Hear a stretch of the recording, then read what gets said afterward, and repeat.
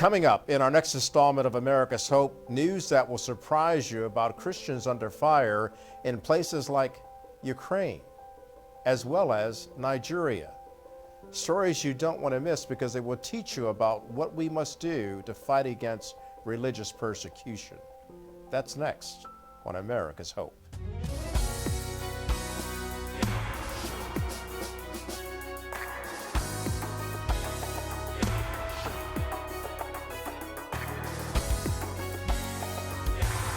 Good evening, I'm Kelly Wright, and this is America's Hope, and we do hope that you're safe and well, taking care of yourself and your family because you matter. Something else that matters to people is where they are able to express their faith. And can they express their faith without duress, without persecution, without the threat of death?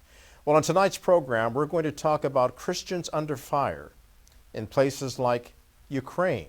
That might surprise some of you, but you'll hear why. And then we're also going to focus on Christians who are under fire in Nigeria, facing not just persecution, but actually being killed for having their faith and expressing it. We'll talk about that as well. That's our subject tonight. Let's get started. Welcome to America's Hope. I want to talk about what's going on throughout the world today. One notable thing that we have to focus on is that this week, the International Freedom Summit met in Washington, D.C., and the issue of international religious freedom touches every culture, nation, religion, and political system that we know of. And at present, almost 80% of the world's inhabitants find themselves living in countries where there are high levels of governmental or societal restrictions on religion. And restrictions have been steadily increasing for several years. And the implications of all of this is a reality that touches every area of my life and your life.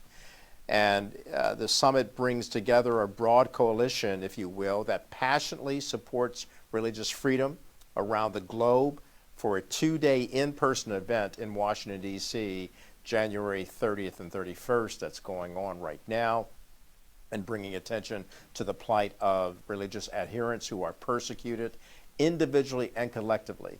So joining us now is a great guest who knows a lot about this. He's joining us from the wonderful country of Switzerland, if I'm not mistaken. He's visiting there today. Bob Amsterdam, he's the international attorney who represents the Holy Synod of the UOC, that's Ukrainian Orthodox Church. And it's so good of you to join us, Bob. I understand that you're going to be traveling to Kyiv to meet with priests and monks of the UOC who have been beaten and arrested. What's going on in Ukraine in terms of its religious persecution? Well, look, thank you for having me. It's pretty shocking. I have to tell you that as somebody who values religious tolerance, the idea that a close ally of the United States would engage in this type of conduct is something I'm actually going there to try to understand better. There is a bill before their parliament, as I mentioned to you when I was here a few weeks ago, that is attempting to actually destroy the 1,000-year-old bastion of Christianity that is the UOC. And they're doing it because historically the UOC was tied by canon law to the Russian Orthodox Church. The church broke its ties with Russia in 1990 and then further completely severed ties after the full-scale invasion. You know, our clients in the UOC are fighting for Ukraine, fighting in the trenches. Their children are fighting and dying for Ukraine. But while that's going on, many of the churches that they had grown up in are being taken over by a new church, a church called the OCU, the Orthodox Church of Ukraine, that was established in 2019. What we found out at this conference in Washington today was that the United States had a policy to destroy our church. This was news. It came out of a session which involved a former Assistant Secretary of State who said that such behavior was a violation of the American Constitution, which I would certainly agree with. And he spoke about government policies that were developed to destroy this church because of the American foreign policy interest in reducing the power of the Russian Orthodox Church. So they took it upon themselves to foment this division and split in the church and work with authorities in Ukraine to bring this new church, which is autocephalous, completely Ukrainian, bring this new church into existence in 2019 and basically destroy the church that had been around for 1,000 years. So we're still reeling from this news because while we had suspected it, we were shocked that a former member of the government would come out and say things like this. And it explains to some extent, the wild behavior of Ukraine, which is with impunity. You know, they are passing a law that violates every international human rights treaty known to man. What they are doing in Ukraine, you cannot legally do. You just, it's like driving 90 in a 60 zone. You just can't do it. You can't ban a church. If you think people in Ukraine are in any way susceptible to Russian propaganda, then you can charge them with a crime. You can investigate and charge them. But you can't ban an entire religion. So, we have been begging people of faith to stand up and speak to these legislators in Ukraine and tell them to rethink these terrible policies. Amazingly, at this conference in Washington, they invited a Mr. Zelensky, who is in fact the author of this bill, to close the church. So why they invited him and gave him the floor at a policy conference on religious freedom is beyond me.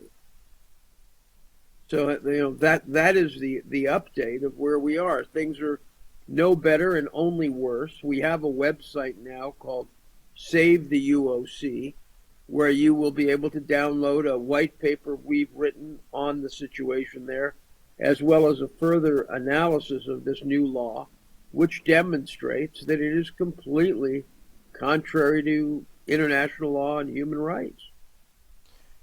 Bob, this is stunning. What a mind-boggling development in all of this, to know that this summit is going on, and then someone at the summit is basically there who has written the law that they're seeking to pass to ban the Ukrainian Orthodox Church. I guess my question would be, why would that be done, and why would that not be refuted and denied? Listen, to be honest, a number of the speakers are scratching their heads that this guy was given the podium at a conference like this. But, as I've said before, and I'll say it again, we are blind to the excesses of the Zelensky government. He is about to fire the general that saved Kiev. No one in Ukraine understands why he's doing it. It's just like this banning of the UOC. Yeah, I think I want to be honest and fair. I think there are a lot of people in Ukraine today who probably support the ban because there is a virulent hatred of Russia, and the fact that our church had some connection with it, undoubtedly there are people there that would support the government position. But that doesn't make it right. I understand that, but in a previous interview that you and I had on this platform, America's Hope, You had discussed the fact that members of the UOC were actually also serving on the front lines in harm's way, Absolutely. defending their fellow Ukrainians against the invading forces of Russia. I, I'm still perplexed that they would try to disband this church and to assume that this church has been working with the Russian Orthodox Church when clearly they're risking their lives and in some cases losing their lives in defense of Ukraine sovereignty. Thousands of deaths, thousands of dead. This is not a few isolated individuals. No, no, this is incredible. And you know, the Speaker of the Rada, their parliament, had undertaken, had guaranteed that there would never be this type of breakdown on religious freedom. And at the conference, you're going to have people from various faiths coming to testify that there is no persecution because we have allowed the Ukrainians to believe that we'll swallow anything they supply us with. We have granted Ukraine complete impunity to lie to us, to treat us with disrespect when it comes to religion. And you know, there was just yesterday another example of grotesque corruption in terms of what's going on with Ukraine. We have granted Ukraine complete impunity. There are no checks and balances. And while I support Ukraine and believe they must get the arms they need for an existential battle, I do wonder why we can't have some control over what's happening in terms of the money and the resources we're shipping over.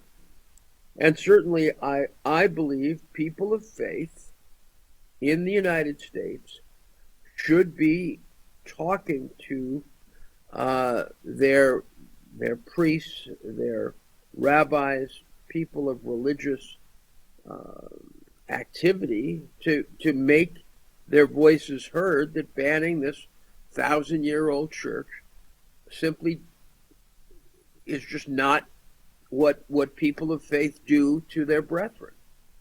We're talking about the fact that the Ukrainian government under Volodymyr Zelensky is actually trying to ban this church. We're going to take a break. When we come back, we're going to find out what a ban would mean for the thousands of people who are members of this particular church, and then again try to find out why you would do that when men and women who are members of this church are actually losing their lives in defense of Ukraine. Back with more in just a moment. Welcome back to America's Hope. I'm talking to Bob Amsterdam, and he is an international attorney representing the UOC, that's the Ukrainian Orthodox Church. It will surprise some of you to know that many members of this church in Ukraine, many have been beaten, arrested, and it's just really problematic given the fact that Ukraine is in a war against Russia, and of course Ukraine is supported by the United States. But look, there was there was an ambassador to Russia, Andrew Wood, who said this of you: the word that best describes Bob is courage, both moral and actual. He raises questions that are not always welcome, and that is often the proper business of a lawyer. So Bob, given that kind of description, you're getting ready, as you stated in the first segment of our show, you are getting ready to travel to Ukraine. What do you expect to encounter there? And by going there, what do you expect to accomplish? Well, you know, firstly, it is not my first trip to Ukraine. I actually was in Ukraine touring the very monastery that is a center and focus of contention. I hate to admit this, 48 years ago, I was in that monastery. So I was there as a young man. And I will tell you, I was also trained by one of Ukraine's great nationalist theoreticians, Bohdan Batsirkiw. So I've had a long history of learning about and appreciating the culture and traditions of Ukraine. And believe me, nothing would have ever convinced me that Ukraine would band together to ban this church that is the cradle of their civilization. There is a new book out that I have read since I was last on the show by a gentleman, a professor called Nikolai Petro, The Tragedy of Ukraine, What Classical Greek Tragedy Can Teach Us About Conflict Resolution. And the book is fascinating because it talks about the attack on the church as being a part of a broader symptom of a nationalism gone wild. And there is a strong Russian language minority in Ukraine that is being harshly dealt with in the present scenario. And I think this attack on the UOC is in part an extension of the attack on this minority. And it's something we should be cautious and careful about, and we should examine. And I'm going to Ukraine to try to get a better on-the-ground feel of how we can protect the church, how we can protect the priests who have been charged with offenses that are simply not true, what can better be done to try to stem violence against these individuals. And sometimes, it's not enough to pontificate from, afar. I'm banned in 9 countries. So I take seriously the idea that you have to get on the ground and you have to take the fight to the people who are engaging in the conduct. All too often as Americans, we think that all the world's problems can be solved in Washington. Well, that's not the case. But as I said to you earlier, we found out today that the United States government had an active policy to undermine this church and to get involved in destroying Eastern Orthodoxy in some attempt to harm Putin and Russia. And that is unimaginably horrible stuff. And it's part of this aspect of American geopolitical thinking that leads us to the present world situation. Remember, we overthrew Mossadegh in Iran. Remember, we overthrew government after government from Chile to Grenada to Guatemala. I mean, you can just go on and on. 1 million dead in Indonesia in 1965. Terrible things have been accomplished in this idea of American foreign policy and democracy creation.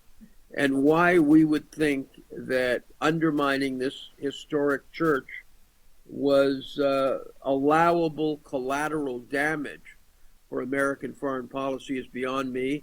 But I take my hat off to former Assistant Secretary of State Destro, who gave that speech today in Washington.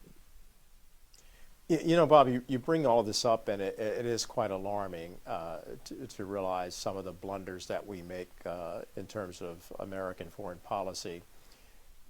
Most notably recently, of course, we've had Secretary of State Antony Blinken address what's going on in Ukraine, but never talking about the persecution of the Ukrainian Orthodox Church.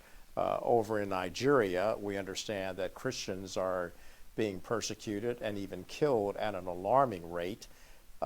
Secretary of State Antony Blinken was there this past December, talked about trade, but there were no reports about him condemning the actions of the Islamic radical groups that have been conducting and waging war or genocide against Christians who are under duress and persecution. Geopolitical, we can talk about it all day long, but there have been mistakes made. How do you address I will those say mistakes? this. I know and have represented many of the states in the south of Nigeria that are largely Christian dominated. And I know today, thank God, there are some great men in the Nigerian government that I actually have worked with, like their foreign minister and the leader Tinubu, who I'm sure are determined to address this. What I can tell you is attacks on Christianity are going on in many countries throughout the world, countries where the United States has leverage and doesn't exercise that leverage, and it's a matter of grave concern. And obviously, we need to be on the side of the angels, if you will, when it comes to this, and the idea that we have an active policy that would have led to the destruction of this church is just incredible to me. And as I said, we're all just reeling from it. But this man Zelensky that spoke in Washington is responsible for the implementation of these terribly destructive activities. He's done a lot of work at pushing this ban on the church and on pushing the other church, the OCU, to take over our churches, take over religious institutions. It's not provide proper protection for believers, and if you go to the website Save the UOC, you will see bulldozers being used to break down fences and take over churches, and women screaming in pain. I mean, it's a terrible scenario that's happening. And there's a video of a young soldier, a member of our church, standing on the front line saying there's not enough men fighting on the front line, but there seem to be enough men to take over his church back home. And it really is shameful. And part of the explanation is that since the Maidan, Ukraine has been moving farther and farther to the right, to sort of an ultra-nationalist position. And this does seem to explain how the country could be leading to this insanity of banning literally the home of Christianity in the country. Thank you, Bob. Good to see you. And again, Good keep to us see you. up to date. Bob Amsterdam, everybody, international attorney representing the UOC. We're back with more in just a moment. I'm joined now by Douglas Burton of Washington, D.C. Now, I should point out that Douglas is an independent writer specializing on Nigerian terrorism. He does it right there from the D.C. area, keeping an understanding of what's unfolding as it relates to the persecution of Christians in Nigeria. In fact, Doug, you began covering the campaign to retake Mosul, which is in Iraq, of course, dating back to 2015, when they were trying to retake Mosul from ISIS. In other words, Kurdish forces as well as some U.S. military forces have been moving in, trying to repel the advancement of the radical Islamic group ISIS, which had caused a lot of trouble for Yazidis as well as Christians, as you know, leading many of those particular people to death because of persecution. And then you switched to covering ISIS in Nigeria in 2019. So, Doug, bring us up to date on the actions of ISIS in Nigeria. How dire is it for the Christian people living in the wake of this kind of terrorism? Thanks, Kelly. It's great to be back with you. Well, the threat to the people in Nigeria continues to be serious. ISIS has two insurgencies in the northeast part of the country around Lake Chad, and one of them is the Islamic State of West Africa. That's the bigger, more consequential group. The other smaller group, which was the original one, which you may have heard about, is Boko Haram. And both of them continue to do bloody attacks in the northeast area.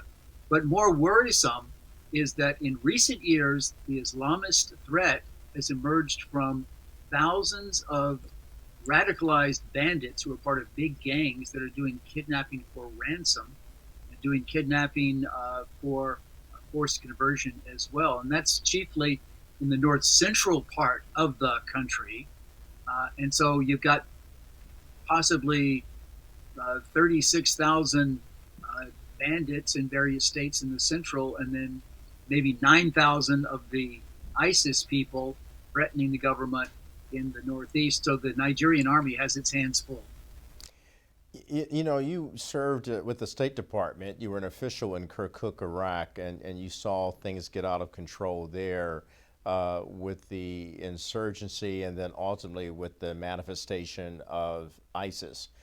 And the fact that ISIS is now spreading its tentacles to other places throughout the world, like Nigeria, and Nigeria leads the way, by the way, in the death toll of Christians who are persecuted. What's going on here? Why can't U.S. forces, as well as other forces, including the Nigerian military, why can't they get their arms wrapped around this and stop the spread of this kind of radical behavior? That's such a good question, and it's been going on since 2009. Of course, land grabbing by radicalized Muslims has been going on for 30 years. But the fact is, the Nigerian government itself is not committing to ending the insurgency. And some people theorize that the agencies of the security forces, like the army, the navy, and the police forces, they actually make a lot of money by having a endless war in their own country that they always manage, but they never quite win that war. But it just keeps on going. And some people argue that the elements in the government have encouraged it because they are of a radicalist persuasion, although they'll say to the contrary, on the podium. That's the problem. So we're talking about perpetuating warfare and perpetuating a radical Islamic group or groups, Boko Haram, ISIS, going into Christian occupied areas. And in some cases, as I understand it, Christians and Muslims live side by side, and they face untold consequences if they work together from ISIS and other groups that would attack the Christians as well as attack Muslims who perhaps side with Christians in defending their right to practice their faith. Yeah, absolutely. Well, it's a minority of the Muslims that are radicalized. Nigeria is a big country. It's the most populous country in Africa and major U.S. ally. It's got 218 million people.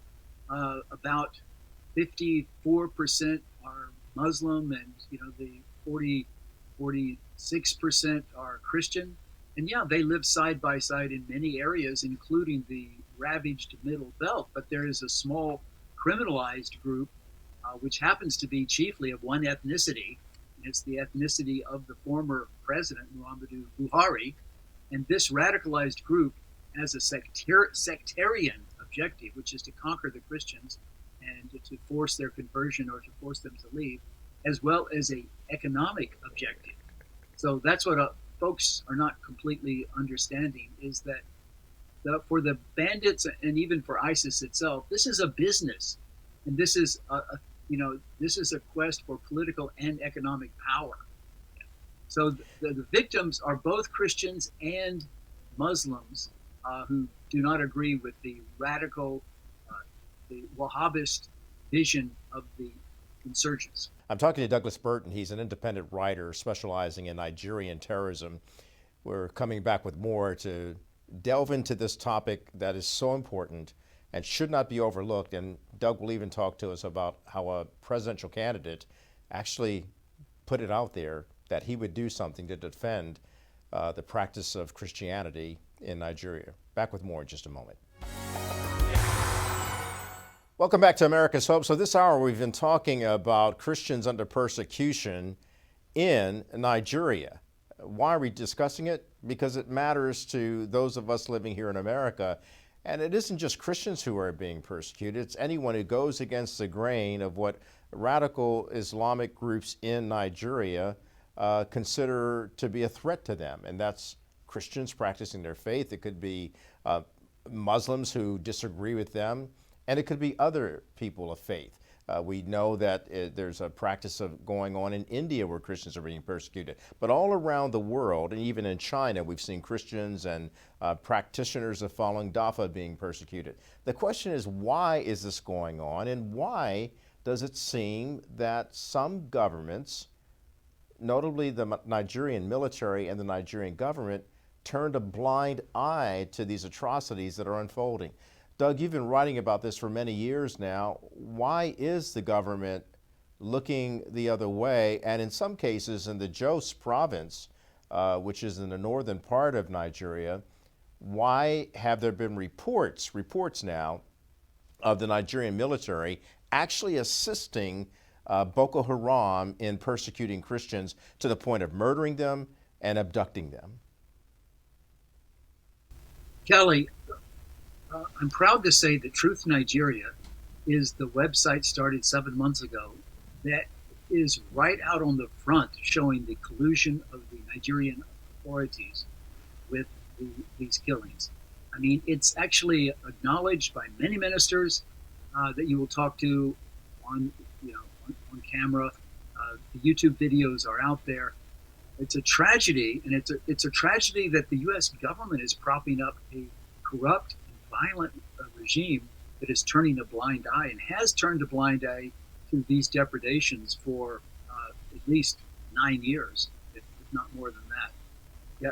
Yet the problem is that the United States government wants to maintain their alliance with Nigeria at any cost because it's in a great power competition with China for influence in all of West Africa. So the United States doesn't want to rock the boat, doesn't want to embarrass the Nigerian authorities like President Trump did very consequentially in 2018. They just want to let the government do whatever it's going to do. So that is why, in the absence of any correction and any criticism from foreign governments, the Nigerian government continues to allow these jihadist groups to conquer land, take over hundreds of villages, and change the demography of northern Nigeria. Unfortunately, what we see is, paradoxically, we see a alienation of the people from their own government that somewhat resembles what's been happening in the United States over the last 6 years. Let's break that down a little bit more. And first and foremost, thank you for what you do with Truth Nigeria, because it is putting it out there. And many of your reporters are on the front lines of what's happening, and they're endangered as well. So it's some courageous reporting going on there from the front lines of where these atrocities are taking place almost on a daily basis. But let's break down how you see a connection between Nigeria and the United States in terms of what's happening with the alienation of certain groups of people. Well, first of all, you got a government that's dominated by a uniparty. Okay, you have, no matter who wins the presidential election, the very wealthy people and the Muslim people are generally in charge. There was a Christian president about 15 years ago. Since then, it's Muslim leaders. And the ticket that won the election in February of this year was a Muslim ticket. That means the president and the vice president are from Muslim backgrounds. And that campaign really broke the tradition that had been followed in Nigeria for 60 years, whereby there was supposed to be a balance between Christians and Muslims in these governments. So what you have had is you have a long history of Muslims having a predominant position in the Nigerian government. So what you have is wealthy people guiding the government. Also, you have a fake news media in Nigeria. You have a media that's totally beholden to the political parties and very wealthy people. That's very afraid to criticize. They're afraid to say the things that we can say from the comfort of being in the United States. They won't accuse the military of collusion, and they just parrot the talking points of the military. They say these clashes they say that the losses, the killings are due to communal clashes or farmer-herder conflicts, when many of them know it's not true at all. These are not reciprocal conflicts. These are not clashes. This is genocide. This is one group terrorizing another group, like what we saw in Sudan in 18 years ago, exactly like the Janjaweed, conquering the Christians in southern Sudan. There's that, and there's also the fact that the working class people, the poor people, are the big losers in this. I mean, Nigeria is full of billionaires that are making money, and often in a corrupt way, off of the oil industry, the illegal gold mining. There's a lot of wealth being made, but not by the working class people. There are 80 million very poor people in Nigeria. Many people just live still after 50 years on $2 or less a day. So there's starvation, and it's getting worse because the Islamic invaders in the north are destroying the economy. They're destroying the agricultural economy of the people in the Middle Belt, millions of whom are surviving in internally displaced people's camps. They're starving to death because they are not allowed to go to their small plot farms to make crops. Douglas, there's a lot going on, and we do know that China is in some way involved in many affairs of the countries operating in Africa, and most notably Nigeria. You did a report for Epoch Times last year that focused on the largest port there in Lagos. Talk to me about what China is doing and why the United States needs to watch that closely, because it could prove to be a threat. Oh, absolutely, Kelly. I mean, in case of a war between the United States and China and Russia and Iran, those were the Axis powers against us. Africa would be part of the playboard. It would be part of the scheme of things. And China has deep roots in Nigeria. China is Nigeria's #1 trading partner, and it has been engaged with Nigeria for 30 years, and it has made tens of billions of dollars, maybe trillions of dollars of loans to the Nigerian government for infrastructure. Now, one of the things it's done recently is not a loan. China has built the Nigerian port in Lagos, the largest port in West Africa, and they just opened it last year.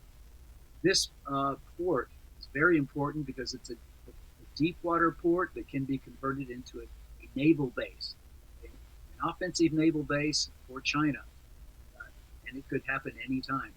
In addition, the Chinese government has a logistical system that's proprietary, whereby they monitor all of the traffic, all of the imports and exports going into the Nigerian interior. So they know about armaments, about dual-use materials that are going into adjoining countries. China has an incredible base in Nigeria. The United States doesn't seem to have a plan. Yeah, that's alarming because if we don't have a plan, that means we likely don't have a clue as to how to stop that threat, knowing that China already has the largest navy in the world right now. They've been building ships and more ships. So with what you've just talked about, where do you see the solution to not only the expanded threat from China, but also the fact that Islamic radical forces are trying to wipe out Christians who live in those areas and have lived there for years, and now they're being wiped off the planet through genocide? Kelly, there's two approaches, and let's just speak about it in the language of statecraft. First of all, there is more engagement from the U.S. government, sincere engagement with the real needs of the Nigerian people, which is including the threats to the people itself because of this genocidal war by Islamists. That's one thing.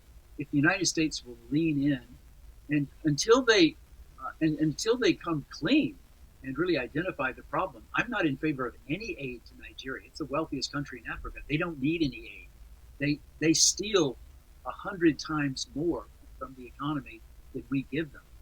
But if they were to engage sincerely and properly with the needs of the people, the economic miracle would happen in Nigeria very quickly. But let me say there's another way of engagement through the private sector, regardless of what the corrupt Biden administration does or doesn't do. Private citizens can engage with citizens in Nigeria, and groups and churches, for example, are helping. They're doing a lot of help with the folks like the 5 million internally displaced people. Work through the private sector. Don't underestimate the impact that can come from citizen to citizen diplomacy, which is one thing I tried to do in Iraq. And when I was in Kirkuk, I was frustrated with politics as usual. So to help democratize Kirkuk, I connected civil society organizations in the United States, like the Boy Scouts, and I was a Boy Scout leader, to the Iraqi Boy Scouts and Girl Scouts. And the Iraqis loved it because it was not a communication that was controlled by government. It was good-hearted, patriotic people in one country talking to good-hearted people in the other country. And we should do more of that. It is a well-known part of diplomacy, civil society. It's citizen-to-citizen diplomacy. We can do that. So let me ask you a question then. That you're talking about the United States, you're talking about Nigeria. You've spoken about China, and you were saying how the Islamic terrorist groups and jihadists have actually ruined the economy in those parts of Nigeria where they've gone in to brutalize so many Christians. The same can be said true. I'm asking this question, can it be said that Hamas did the same thing in Gaza? Oh, there are many parallels between Hamas and the Islamic radicalism in Nigeria. The brutality of the two is exactly the same. I mean, the very same kinds of barbaric killings that happened on October 7th and in the days following, those things happened in Nigeria. They've been happening for years. But I mean, just recently we had a Black Christmas period of 6 or 7 days in which thousands of jihadists came into the north central state of Plateau, and they burned people in their houses. They killed 295 people in Plateau State, and they attacked 38 cities. It hasn't been widely reported, as you say it should have been. It's a major ethnic pogrom. And by the way, we have internal documents that were leaked out of the Fulani leadership, and they've discussed what they achieved in these attacks, and they forecast that bigger attacks are coming at the end of 2024. So it's crucially important that the world that cares about human rights get engaged with Nigeria to head off a bigger calamity coming in this year. Douglas Burton, it's a very important topic that we're discussing. You're an independent writer specializing on the Nigerian conflict, the terrorism that's going on against Christians there. And of course, you're a former State Department official. Appreciate your insights. They're so valuable. And keep doing the great work that you're doing with Truth Nigeria. We appreciate you being on America's Hope. Thank you. So I am Reverend Yakubu Muton. I am a pastor with the Church of Christ in Nations. But this is my village. This is Mayanga. Mayanga is in Bokos local government, Plateau State of Nigeria. What really happened here is not only in this village that we're affected by this crisis. We're affected by more than 11 villages, which Mayanga happens to be one. And in these villages, it is the same method of attack that was conducted. It's the killing, the maiming of people, slaughtering them, and burning of their houses and their foodstuffs and properties. So by now, by the record we have already collected, we have over 150 people that are killed in one day. That is on the 24th of December. That is, the Christmas was just not a Christmas to us, like to celebrate. It was a mourning Christmas because of what happened to us. As you could see, I'm standing here. This is my house in my village, and I lost everything that was in the house, both foodstuff, clothing, and whatever. It was a furnished house, but it is burnt. And even the church that is by my side was burnt, and the pastorium is burnt. Everything about us here in this village is confused. as you could see that everything is destroyed. But we thank God that some of us are alive. And at the cost of this, like me now, I lost 7 of my brothers at the cost of this crisis that happened. Thank you. I'd like to thank our guest who appeared on tonight's program, giving us some very sobering news about Christians under fire in places like Nigeria and even Ukraine. My final word is this. These are all symptoms of why people in America should remain very vigilant and very much aware of what's going on throughout the world and how it could impact us here in our own homeland. It's not just an attack on Christians, it's an attack on Jewish people, it's an attack on Islamic people, it's an attack all the way around. America must stand to be a beacon of hope and the light that shines from a city on a hill. And if we allow these kinds of encroachments on our own religious freedom here in America, then we are doomed to fall into the same fate that we're seeing going on in countries abroad. That means we must get back to our original foundation. One nation, under God, indivisible, with liberty and justice for all. And that includes the freedom of religion. Until next time, America, good night and God bless.